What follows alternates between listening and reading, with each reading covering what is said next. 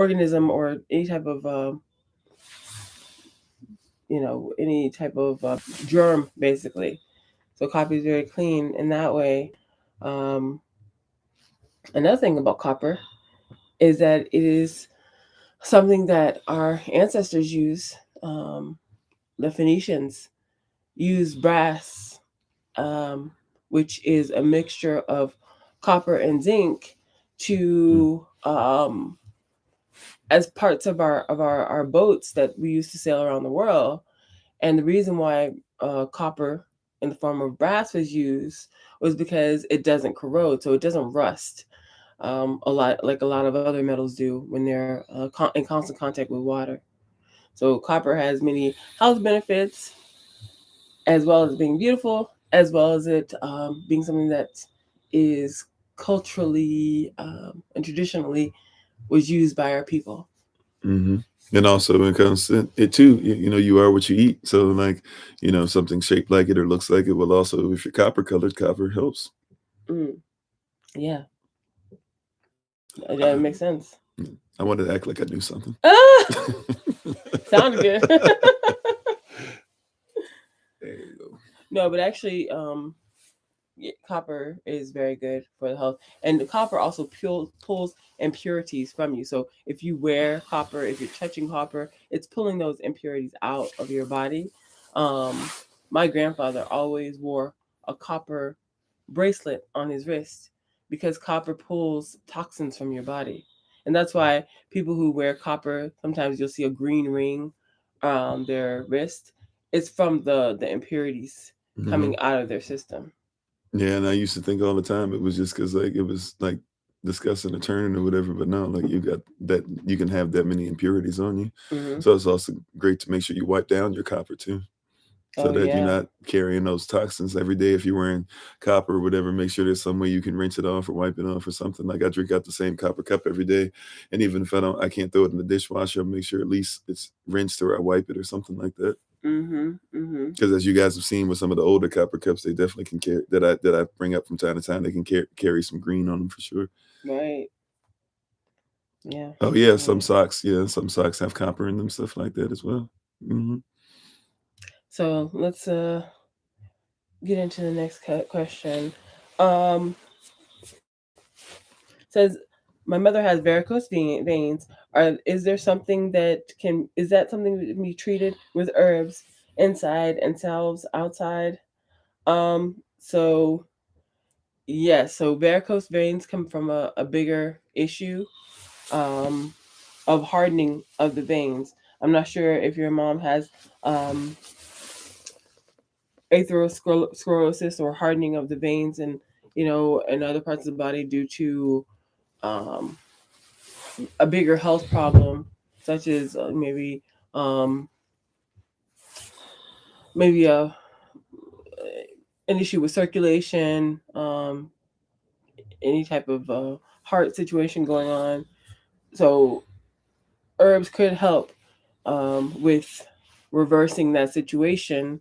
There's a bigger situation that's more important that needs to be dealt with is why the arteries are hardening, the veins are hardening in the first place, um, and a lot of times it's due to a poor diet with white sugar and table salt and different things like that are kind of affecting it, and excess cholesterol that may be affecting. So um, we want to deal with the underlying problem with herbs. And once the underlying problem has been resolved, then the varicose veins should also go away. Some of the herbs that you may want to consider would be maybe like we talked about. I think it was on here that we talked about corn silk. Corn silk would be a good one. I actually have a silk tincture that I offer. Um, Corn silk is also great for urinary tract issues and infections and things like that. So if you're dealing with a urinary tract infection, contact me. I can help you with that as well. Um, Another would be horsetail. Ginger, of course, is good for so many things. That ginger, you could take that in a tea. You take it in a tincture. You could, have a ginger rub and rub it on our legs to help the circulation. need to get that circulation going. Also need to relieve the underlying symptoms that's causing the varicose veins. So does ginseng help with stuff like that? yeah, ginseng is great for circulation. So anything that's great for circulation could also be helpful for that. Okay. So yeah, great question. Um, let's see. So yeah, um, some other herbs that she may want to consider, like we were talking about last week. We were talking about the wonders of clove. You may want to look into some clove. Dandelion's overall good for Everything. everything. Yeah. It's called an alternative, which means it heals your body gently, slowly over time to reduce the amount of shock to your system. Echinacea is a great one. Burdock, golden seal. We're dealing with not only the circulation, but also the immunity, um, and helping the system to recover. So ginger is absolutely a great one. Clove, excellent. Dandelion root, again. Burdock, chickweed, red clover. Red clover is a great blood cleanser. You want to have that on hand, anyways, and just be using that on a continuous basis. Red clover is an excellent feminine tonic as well. So not only would be helping her with her artery situation, also be helping her to tone her feminine organs and cleanse her blood. So let's see, what's the next question? And as we're getting ready to go into the next question, thank you for being on the Kofi Ofori podcast. Shabbat Shalom to everybody. Bakur Tav. We're continuing our referred pain series, and we have some questions that were given to us from last week. If you do have questions that are in the chat or questions that even for those that are listening in on other platforms, we will try our best to get to you ASAP. We'll also try to open up the phone lines if we have time to. So just give us a little bit of time, and thank you for being on. So we're getting back into our next question. Thank you again. So I see a question here. I'm gonna read the way it was presented. Let's see. It says, I have massive cravings for peppermints.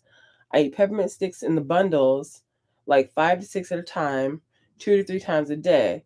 I have been told that my vitamin D levels are also borderline, um, uh, and that she's borderline anemic, but never low enough to declare it to be anemia. As of late, I've only been drawn to eat peppermints and dill pickles. It's gotten to the point that I don't eat much of anything else, and it's visible. Sorry if TMI.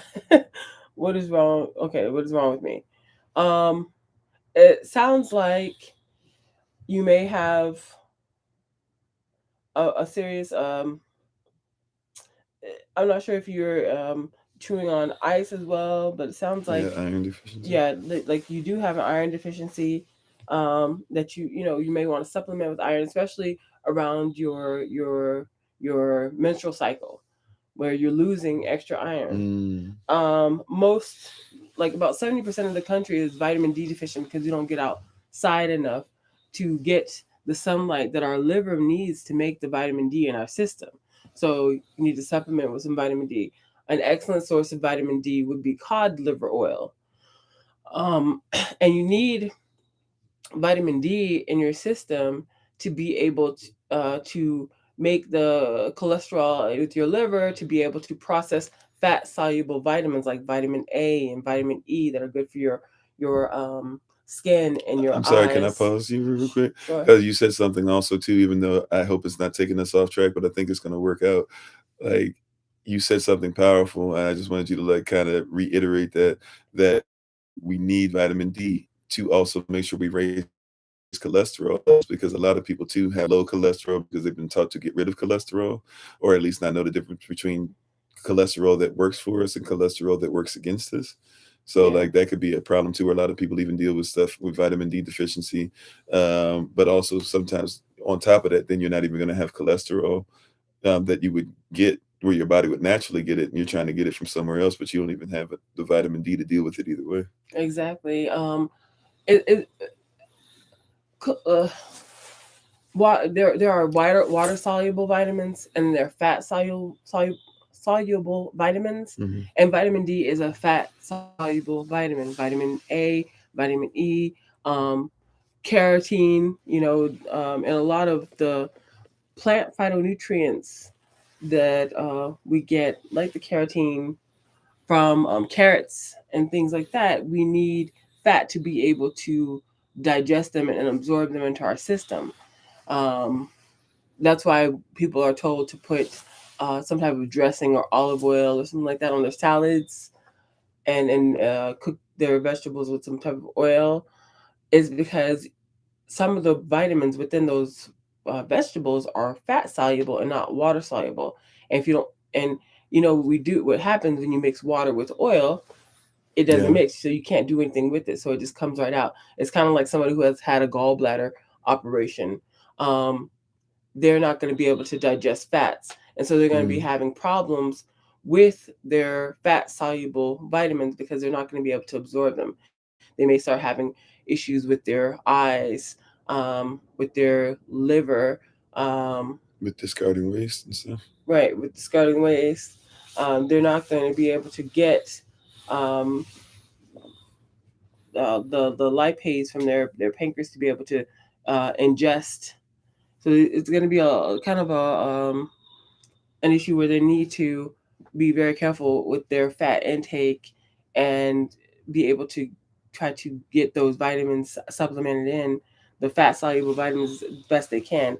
They'll be able to and absorb some of them, just very little, with the bile salts that are being made. So the bile salts are made by the liver and they're stored by the gallbladder. So someone who removes their gallbladder is going to have a much harder time um, digesting and absorbing fat soluble vitamins that they need for their eyes and their hair, and even keeping their arteries clear. Because once those fat soluble vitamins out of the body, their veins are always going to start to be lined with calcium, excess calcium, it's going to be um, Mm-hmm. may become a problem. And So that's why too. Just real quick, I know we got other questions to get to, but please don't let anybody talk you out of an organ, believing that you don't need every part of your body. Like if you're able to, I mean, sometimes look, emergencies happen or things happen, and sometimes decisions, even if we know it won't work for us for a long time, for over the rest of our life, like in order to have the rest of our life, we might have to make decisions like that, sure. But for somebody to tell you, oh, hey, you're having tonsillitis, so let's remove that. Hey, like, you're having problems with this, let's just take your gallbladder. If you can make a decision to keep something, you always want to keep it, even if there's no such thing, by the way, as minor surgery. Every surgery is major. Like, there's no such thing as a minor cut. There's no such thing as I'm just going to forget even what's in the needle. There's no such thing as I'm just going to put a needle in your vein, right? Like if putting a needle in your vein was a normal thing, then you would be okay with somebody stabbing you, right? Stabbing your vein, stabbing anything in your body is not normalcy. So just keep that in mind. We kind of have made things normal that should have never been normal.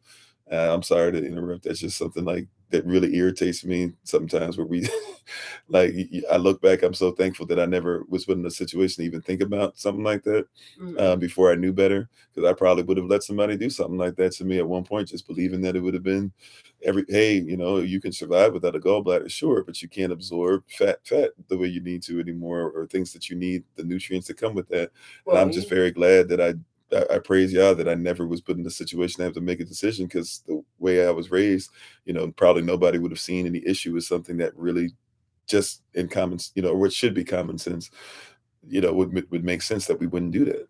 exactly. And you had brought up a great point about the gallbladder and the cholesterol, in terms of being able to dissolve and absorb those fat soluble vitamins. So the liver makes that cholesterol, and the bile salts are stored.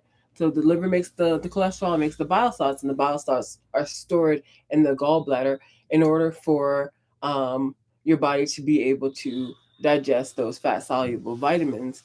And another thing that's made from fat soluble vitamins, and also cholesterol is hormones.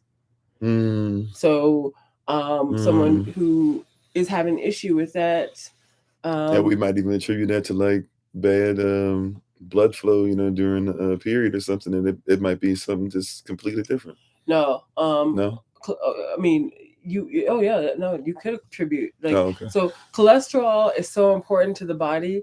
Cholesterol makes our hormones. It lines our nerves.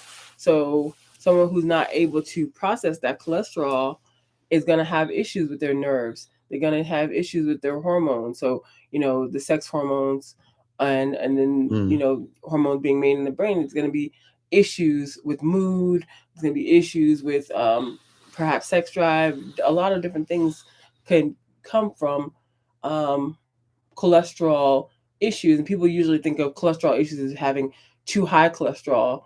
Um, High cholesterol is from overconsumption of sugar.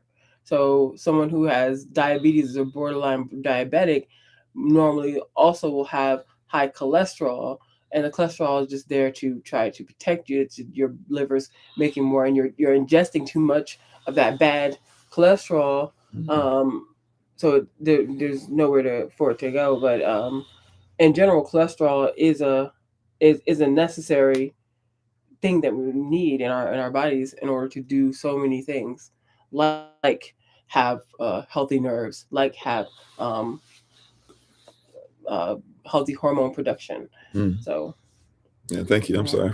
oh, no problem.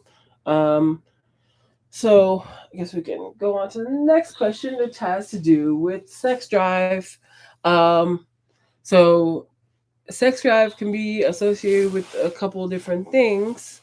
Um, Mainly kidney issues could be to blame for a sex drive issue.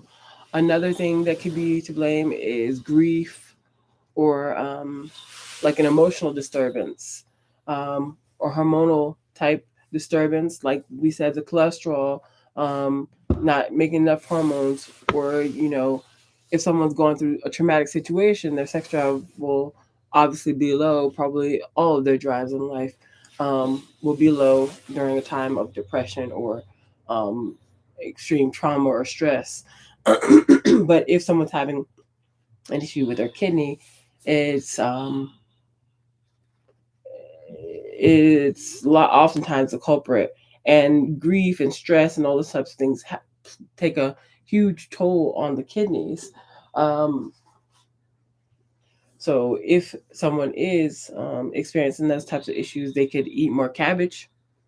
Cabbage is quite a medicinal herb that kind of gets counted out. Mm. We always look towards the more, I guess, exotic or medicinal, medicinally taken herbs more often.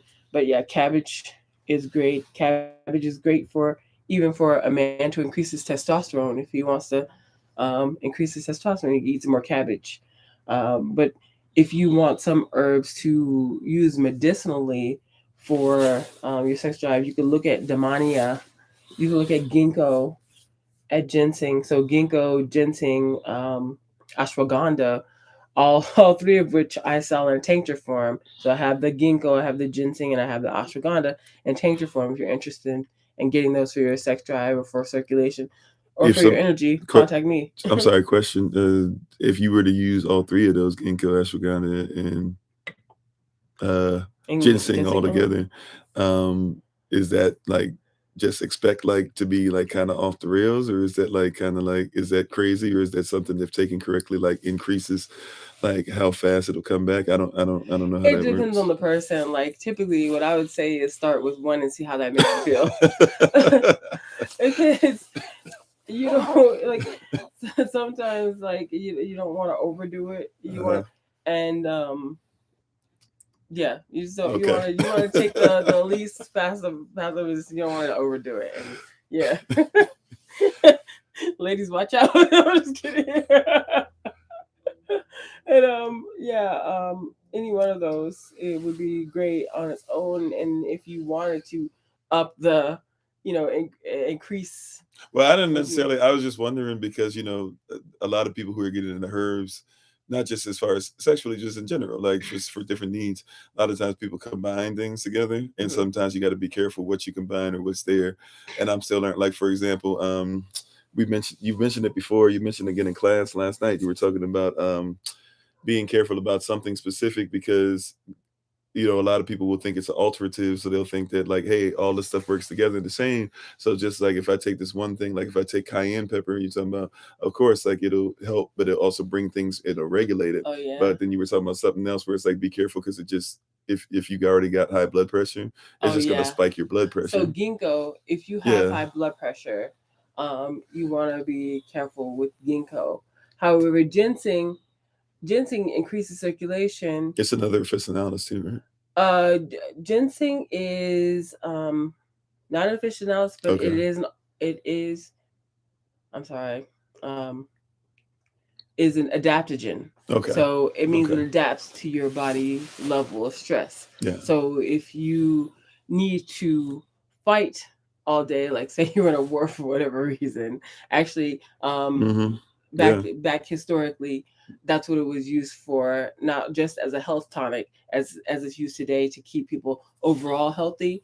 Ginseng is seen like, kind of like a fountain of life type herb, but it's like keeps your whole body healthy, especially for Asian people. They use ginseng quite a bit. Yeah.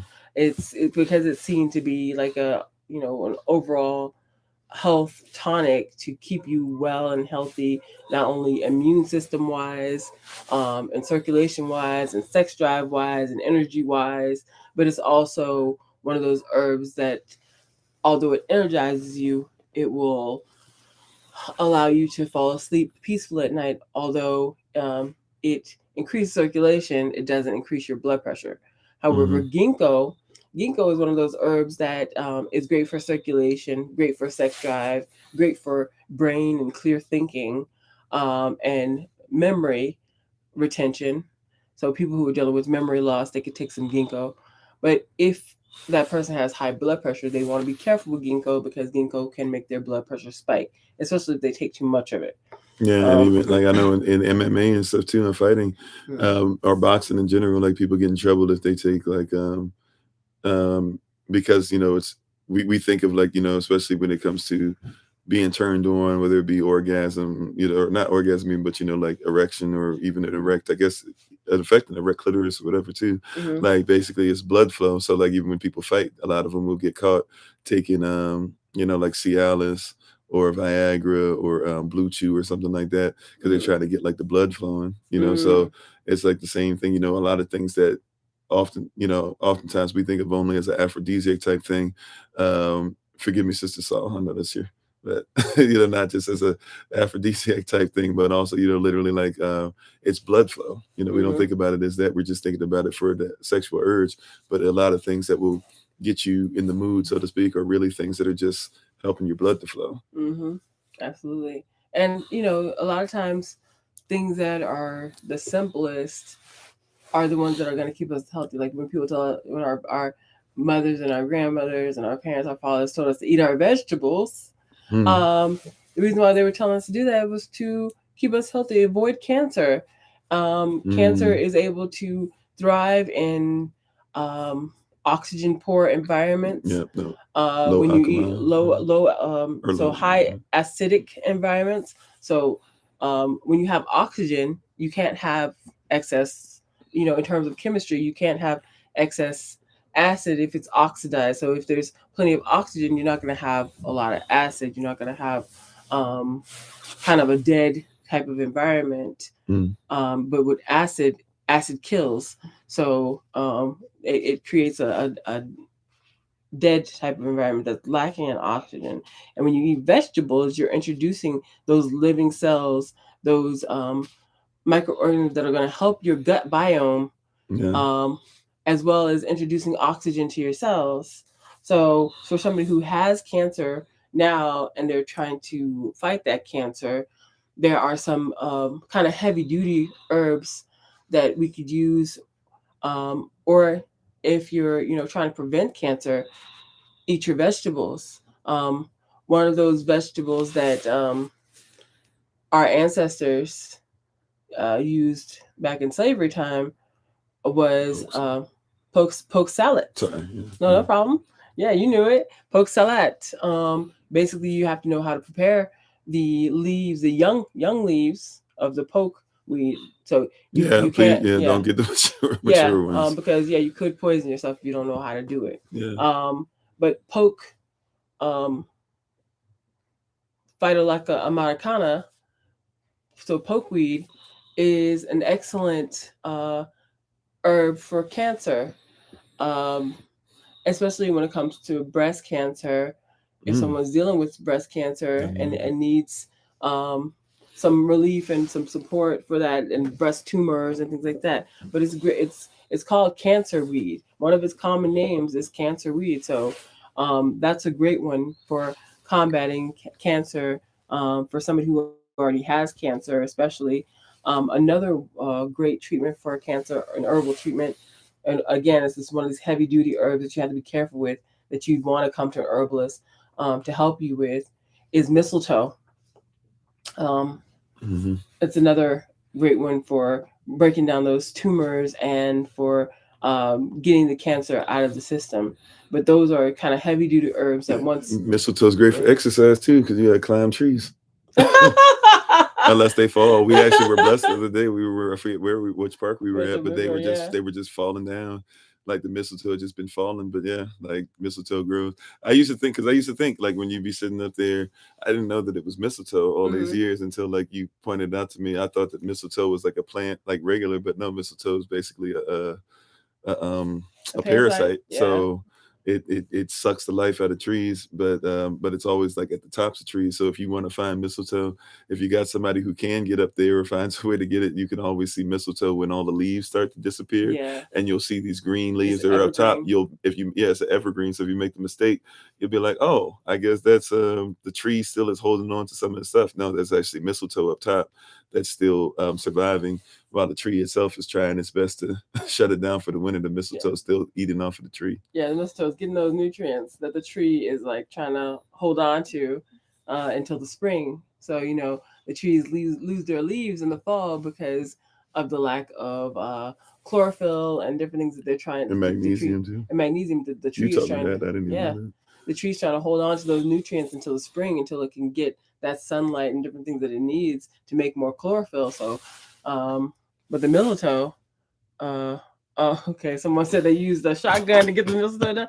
That's a smart. I mean, that if it works, it works. Just as long as you're not gonna hit anybody. Yeah, just be careful. But the mistletoe is an evergreen, and it's it thrives through the winter. It's built for that. It's green year round, so it's an evergreen. That's what they mean by evergreen. There's quite a few evergreens. If you go outside and you look around and you see green right now, it means that plant is an evergreen. So let's see. What other? Is it all right to? I know we were supposed to answer those, but is it all right if we kind of answer just maybe one or two from the chat? Yeah. So okay, I know you guys been asking questions. I'm trying to scroll. I kept trying to keep it on you guys' questions, but it kept scrolling up on me. So if I don't catch your question, please forgive me. We'll try to answer a couple from the chat and go back to some of the ones that we have written out. And Shabbat Shalom to everybody. Thanks for being on the Kofi Ofori podcast. Thank you, SOC, for being part of what's going on. We appreciate you all. Bakwatab to everybody. Shabbat Shalom. We are continuing in referred pain, and we're doing Q&A today. I believe it was Miss Pierce had a question. I can't remember exactly what we were talking about at the time your question popped up. So maybe if real quick you could answer something just about some things that help with arthritis in the joints. I know turmeric might be something that at least leads something to the joints, but it depends on what's causing the arthritis possibly. So anti-inflammatory herbs. If you do take turmeric, please make sure you take black pepper with it. For the pain. Well, turmeric on its own, our bodies aren't able to really process very well, so it needs that black pepper for our bodies to be able to process it. Okay. But yes, turmeric is great for pain as well.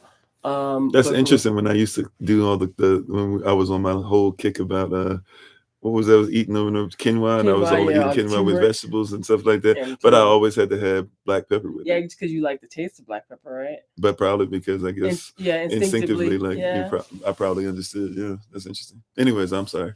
You said you were saying as far as arthritis, inflammatory, you always have to take Yeah. turmeric with black pepper. Yes. The great culinary or herbs you find in your kitchen for arthritis would be ginger and the garlic, um, some onions, all those ones that you eat on a regular basis. Those are great for um, arthritic pain. You want to clear those joints out. Burdock is an excellent one for that as well.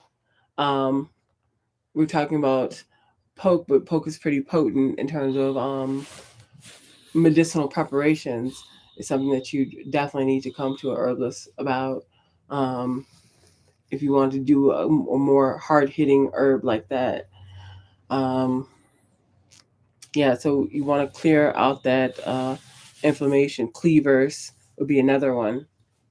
And basically stuff that attacks mucus a lot too, right? Because Yeah, a lot of times the itis is basically going to be, it's backed up you know, waste. It's waste yeah, in the waste. Yeah. yeah. So arthritis is waste in the bones and the joints, Mm-hmm. and rheumatism is waste in the muscles.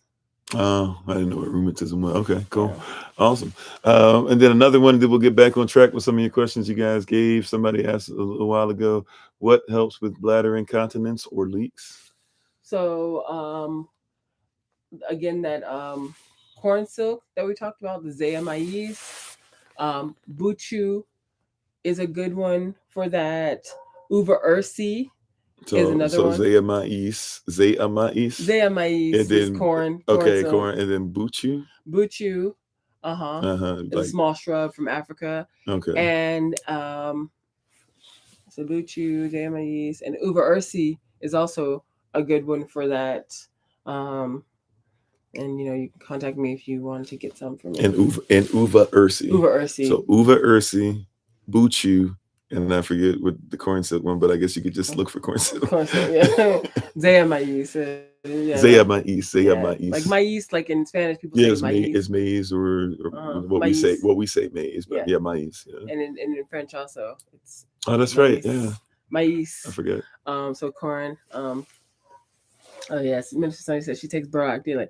Yeah, and if you take something like burdock daily, it's gonna help you avoid having any type of waste built up in the system. It's gonna remove that toxicity. It's gonna remove those heavy metals that you may be getting from the water or the food or the environment, and it's gonna prevent some of those issues like cancer, like arthritis, liver damage, different things like that. It's gonna help you to prevent it. So that's really smart of you, minister, to take the burdock daily. Yeah.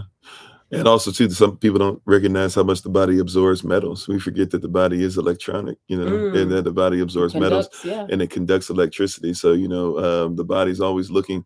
And I actually have to be careful. I've realized I can, like people, I don't know how many people will believe this or not. I think some of you might even go through it and don't think about it. So maybe I say this. I have to be careful. So I can tell when my metal levels are off. I still don't eat enough stuff to take those metals off. In all honesty, I should, but I can tell when I'm getting out of whack because I'll be watching something on my phone, especially if I'm laying down.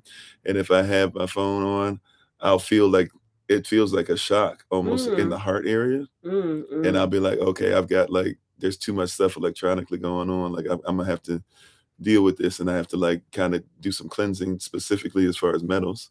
So I'll stop eating certain stuff for a little bit just because I can feel like it literally can feel like the connection to the phone like as I'm on, and I'm like, okay, I can't even look at my phone and text right now because as I'm texting, I can feel something happening, like a little shock and guess between what the else two. is good for that?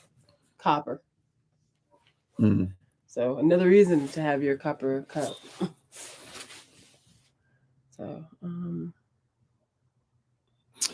So, I'm sorry. Well, even just drinking water and making sure that the water is not heavy metal, because a lot of the water that we're drinking and stuff like that. But I'm sorry, you're gonna say something. Oh yeah, so heavy metals, especially say soy products. Most of soy is one of those plants or herbs that it's a plant that pulls especially the way that it's grown, its roots can go very deep into the soil and can pull up heavy metals into the plant. Just so depending on the way the soil was grown, and if it was grown in America, especially, but the planting processes around the world have really degraded. And what farmers are supposed to do is rotate their crops. It's supposed to be, Yeah. you grow something for a period of time, and once that crop dies, you're supposed to plant another crop to re populate the soil with minerals and vitamins. There are plants that fix minerals and vitamins into the soil, and so you're supposed to rotate the different crops that you're growing over the years. But now with these mega farms where they're just growing corn, or they're just growing this, or they're just growing that, they don't take the time to stop and let the soil regenerate itself, um, to be able to have the minerals and nutrients that we need.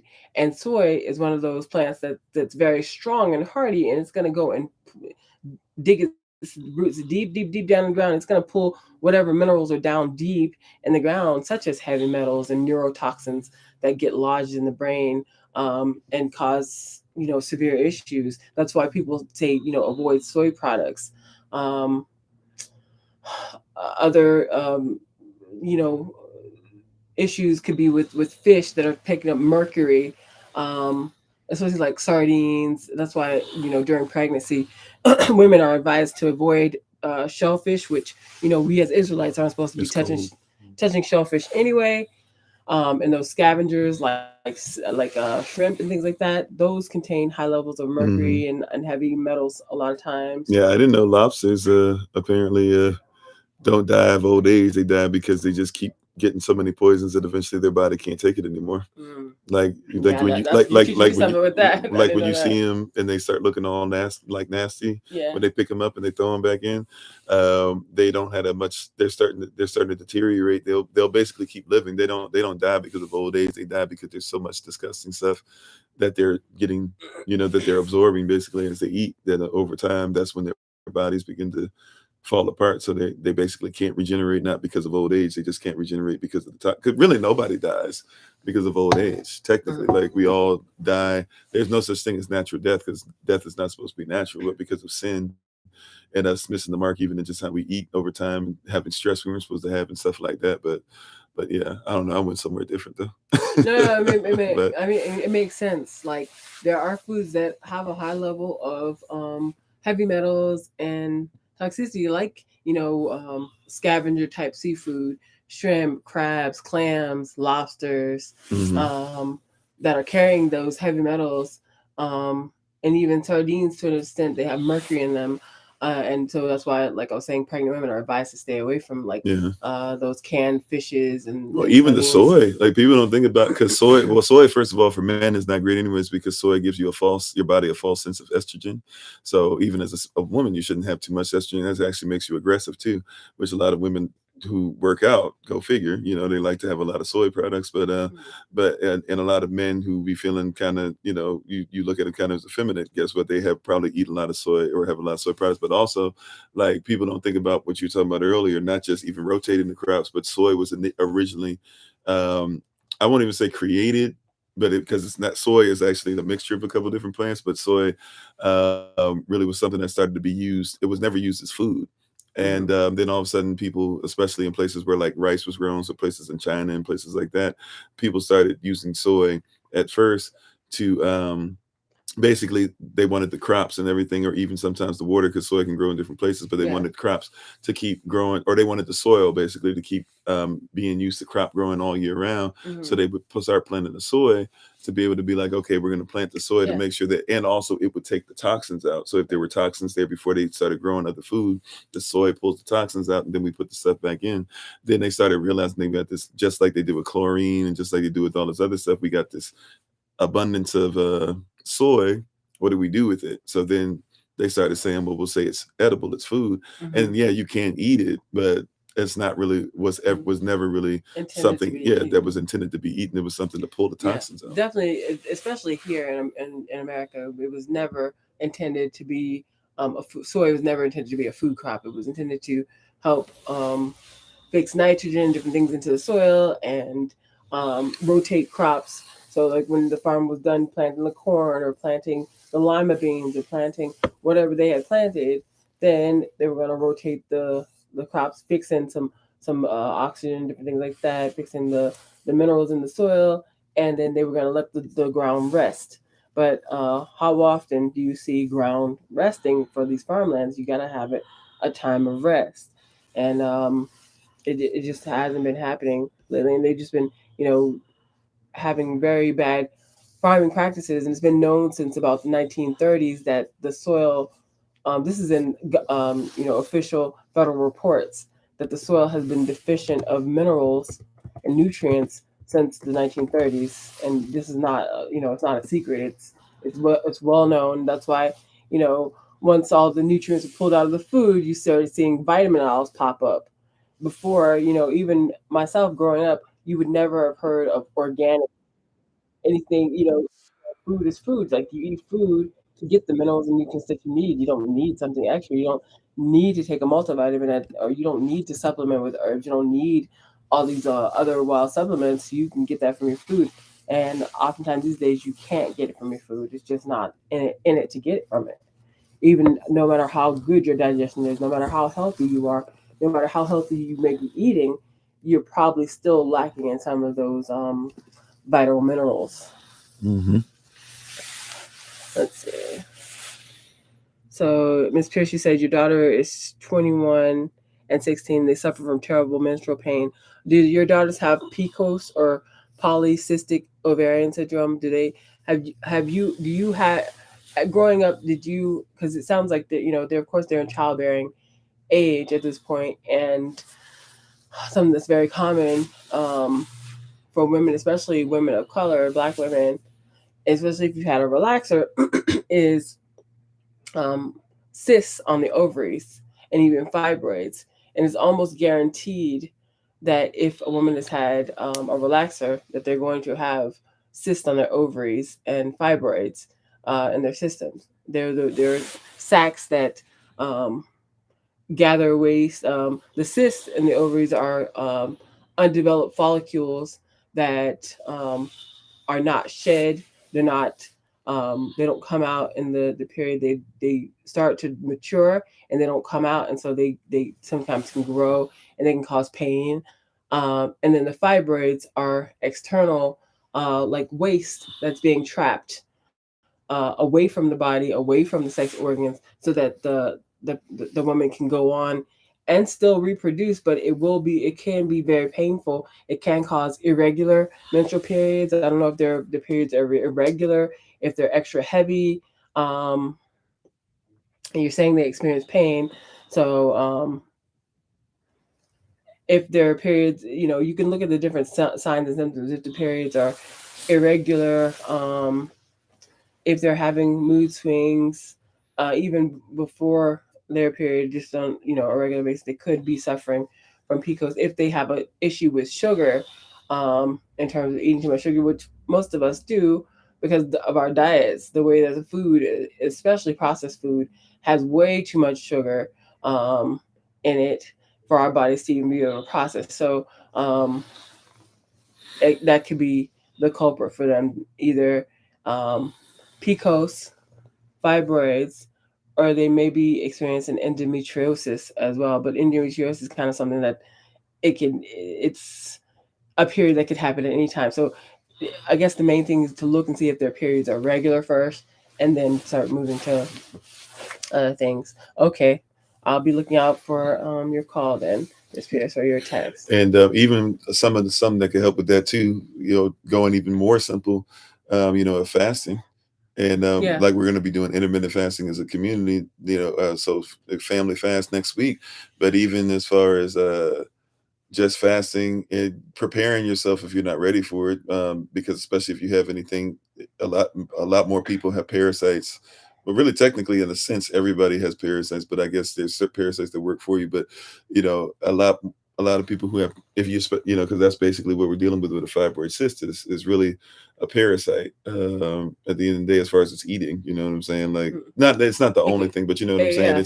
It's eating. Parasites are oftentimes the culprit for a lot of our health problems. Yeah, it's dictating to even cancer, the body. Fibroids.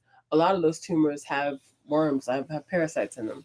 Yeah, and it's even dictating to the body that it's even dictating to the body what to eat sometimes. So even fasting, that might hurt some with the fibroid cyst, but it could be a sign too. So if you could even like the 16-year-old, I don't know how much, because they're still growing. So I don't know how the fasting of like for days and days and days works at that age. It seems like they'd still be okay to do at that age, but I'm not sure 100% where they are in their growth. Every child is different in that. You shouldn't really have children fasting, 40-day, 40-night type fast. But if you could do something with them where probably they fast for as long as possible, some of that stuff probably even starts to like just literally fall off. There's been, as gross as this might sound, I'll try to clean it up as much as I can.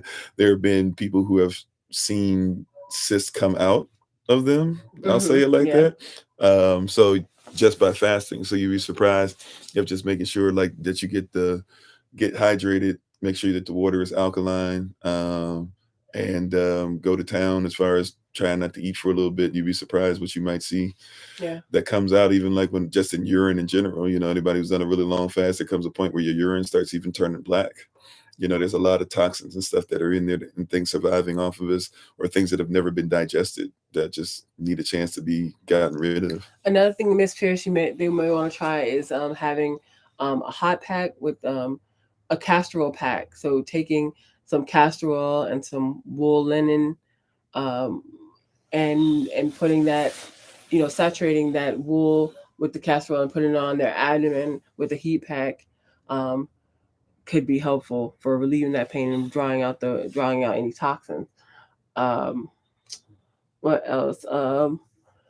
Trees by Day says, even if I haven't had my hair relaxed in over 15 years, wow, that's poison right into our scalps. Yeah, so anybody who's ever had a relaxer, it's pretty much guaranteed like they're gonna have fibroids and cysts. It's guaranteed. It's gonna get stored. That those types of toxins get stored in the body. It's very hard to get them out. So the body traps them up in tumors, in fibroids, in cysts, and try to protect itself. So yeah. Yeah, but that's basically what it is. That's why I was saying it's even like a parasite. It kind of becomes a thing where to be, so now you even have a weird or wonky type thing that starts happening where the tumor basically needs to be fed to even protect the body from what it's trying to protect it from. So in a weird way, it's like it's actually the body thinks it's healthy to feed the tumor now, because the body says, hey, we know you're trying to protect us, so we're going to give you, we're going to give you resources. We're going to give you the calcium we might need. We're going to give you the natural sugar. We're going to give you, the whatever. We're going to send white blood cells your way that could be helping with something else. So it's in a way, that's why the body is fearfully, wonderfully made. And that's why all healing is, the Honorable Maya always talks about often, is all healing really is dealing with, is really dealing with the body, or I'm sorry, even the pains that we feel a lot of times are dealing with the body trying to heal itself. So you just have to give the body new instruction by the food that you eat. But I know there's some questions still coming in. So I was gonna take one more. Dave was talking about her toddler and the bentonite clay, and it goes hand in hand with removing those heavy metals and toxins. A lot of times, mercury from vaccinations and different like things like that could be. They say that it doesn't cause autism or different problems for children, but it does, and it's been known that to chelate or remove those heavy metal toxins with herbs such as burdock or cilantro or chelating herbs could help. And so the bentonite clay is probably pulling those toxins, those heavy metals out of his system, and probably helping him to be able to function better. There have been documented cases of children who even have like severe autism at functioning better and being able to learn better and function better feelings wise once they have had those heavy metals chelated from their system. So yeah. But I know, yeah. All right. Well, thank you everybody for being on. We